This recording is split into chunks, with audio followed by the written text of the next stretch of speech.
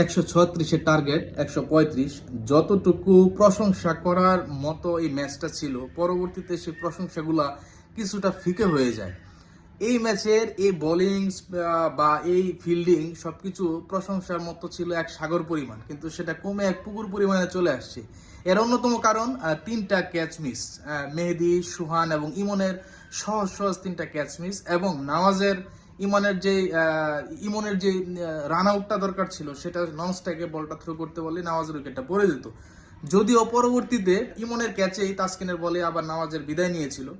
আজকের ম্যাচে আরেকটা জিনিস দেখার ছিল যে তাসকিনকে 6 মারা যাবে না। তাসকিনকে যে 6 মারবে সে পরের বলে বা এই ওভারের মধ্যে যে কোনো ভাবে আউট হবেই।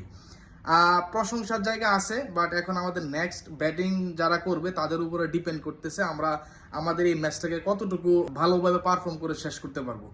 যাই হোক, আজকের শুরুর দিকে যে বোলিং স্পিড এবং বোলিং এর যেই সফলতা আমরা দেখেছি, পরবর্তীতে সেটা একটু কমে আসছে, কিন্তু এটা স্বাভাবিক। টি-20 ম্যাচে এই রানটা তো আসবেই, বা এরকম কেউ না কেউ তো দাঁড়াবে, কেউ না কেউ তো রান করবেই।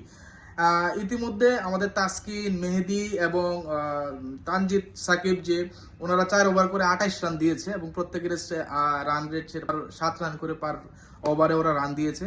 পাশাপাশি রিশাদ 4 ওভারে 18 রান দিয়েছে এবং উইকেট নিয়েছে। এবং মুস্তাফিজের রানটা একটু বেশি, এবং মুস্তাফিজের রান 4 ওভারে 33 রান। যথাক্রমে তাসকিন 3 উইকেট, মেহেদী 2 উইকেট, রিশাদ 2 উইকেট এবং মুস্তাফিজ 1 উইকেট। এই সব মিলিয়ে উইকেটে 135 রানে আটকে দিয়েছে পাকিস্তানকে। এবার আমাদের টার্গেট 136 রান। দেখা যাক। Best of luck team Tigers.